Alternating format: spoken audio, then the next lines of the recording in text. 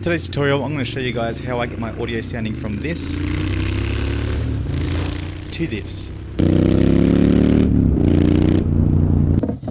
Now this is what I use. It's a Zoom H5 portable recorder. Now if you don't have one of these, it's all good. I'm going to show you a way to get better audio quality than your standard GoPro microphone, and I'll show you how at the end of the vid. There are a whole bunch of portable recorders on the market. Have a research on audio quality and find the one that suits you and your budget best. I picked up the Zoom H5 because I've used them before and I know how versatile they are. Plus I can use it as an interface for when I want to lay down a bass line. You can use it for Foley. And you can also use it as a microphone for doing voiceovers like I am right now. G'day guys. There are a couple of methods I use for syncing up audio. The first one is direct line in. This is a great simple method if you have a camera with a shoe mount and you want to get footage and crisp audio of your bike idling. It's simple because the audio is written directly on the camera's SD card, meaning that there is no syncing necessary. If you don't have a camera with a shoe mount, it's all good. I'll show you how to do it in just a second, along with syncing. First, mount your microphone to your camera and plug it into your microphone input. Turn the camera and microphone on. Now we need to dial in the volume or gain input settings on both the microphone and camera so that the audio level doesn't peak, resulting in distorted audio quality. This is referred to as clipping in the audio world and should be avoided at all costs. You got the line for your microphone as well. If you take that right down, you'll see the bars are just dropping. Turn it back up a little bit again, and she's cranking. Woo! That's what I mean about clipping. See how much it's just pumping up there? This is what clipping audio sounds like. It's all distorted, it's horrible, and you will know that it's doing it by the bars just like smashing off the grid, man. Redlining, going, you must stop this is so bad. No good, we do not want. So bring that back down here. So you get like a nice soft balance here because these pipes are loud, so I'm going to want it to be fairly down. And then you want to put your windsock over the top just to cut the wind noise out as much as possible, which is this little bad boy here. This is from Zoom as well. They're only like 15 bucks or something. These ones cut out the wind way better than the others. Look at that.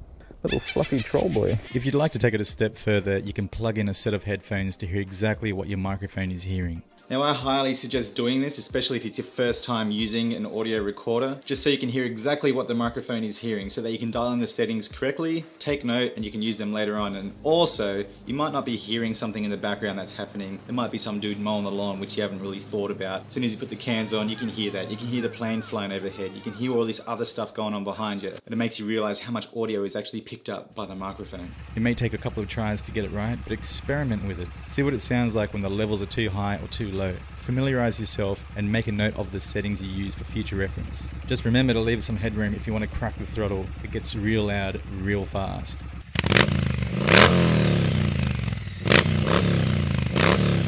Method 2. Syncing. First, I turn on my GoPro, then I turn on my external mic and dial in the settings. Because the microphone will be in my backpack, the settings will be slightly different and will require a little more gain. Once dialed in, I hit record on both the devices and immediately clap in front of my face so that the GoPro sees it and the microphone hears it. This is your sync marker and will help you line up the audio from the microphone and GoPro later in post, which we'll get to in just a sec. Find a good place to hide the microphone. I use this little section of the Bumblebee backpack, which works perfectly. Just try to keep it away from as much wind as possible or from any rattles that may be inside your bag. It's like this stuff makes heaps of noise. So if I just set that in there by itself, it would just be rattling around, sounding horrible. Like listen to that sound. We don't want that, so we load it up with some rags or whatever you got lying around. I'm using a buff here just in case it gets cold, and there's another beanie. Lay it down in there like that. Sorry. I put it this way because that's the way the exhaust is going to be. This is the way that works best for me. You guys can try out something else. If you have a little spot where you can stick it underneath your seat or in a little cowl or something like that, see what you can come up with to pull the best audio possible. I use a Purple Panda microphone that's in my helmet, and that's what I use for all of my motovlogging vids. But I also use this to my advantage when mixing my audio and post, and I'll show you guys how. First, once you've imported your GoPro footage into your timeline, I'm using Final Cut Pro X. You just want to scrub your marker until you find the clap point. You can see the peak in the audio there. That's exactly where I clapped. And then hit M on the keyboard and that'll mark that exact point. You want to do the same with your external mic audio. Drag it into your timeline and do the exact same thing. Once you've marked them both, then you just line up the markers and presto, you have yourself some synced audio to your video. Once I'm happy with the levels, I will add a graphic equalizer to both the audio sources, the external microphone and the GoPro helmet mic. This is just so I can get the audio sounding exactly how I want it.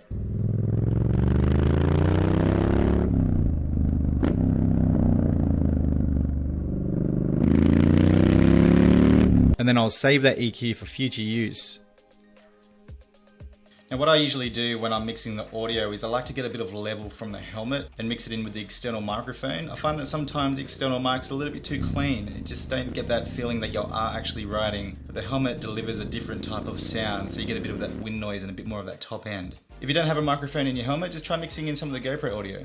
Now I can hear you guys saying, "Oh, but Hemo, I don't have one of these, and I don't have Final Cut Pro or Premiere or whatever you're using." Now at the start of the vid I mentioned how you can actually get better audio without using all of this fancy stuff, and that is by using your internal microphone that's in your helmet. Yes, you're gonna need to buy something. You can't just use the GoPro audio because the GoPro audio just isn't there, hey. Because we all know it sucks, especially when you hit the wind noise, the thing kicks in and it just sounds like garbage.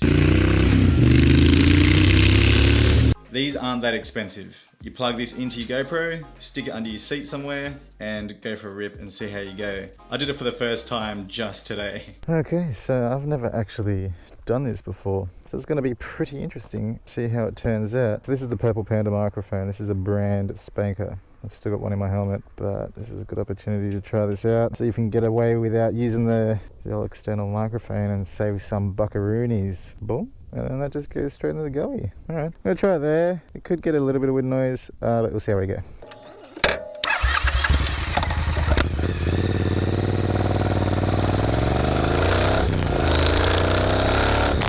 So under the seat didn't work the best for me. You can hear that it's clipping. These pipes are loud, they're very boomy, and it was distorting the microphone. So I moved the microphone from under the seat to the front pocket of my pants. Now it's a little bit better here, but you can still hear the wind noise. You can still hear that it's a bit boomy. So I moved it from the front of my pants to the back pocket of my pants.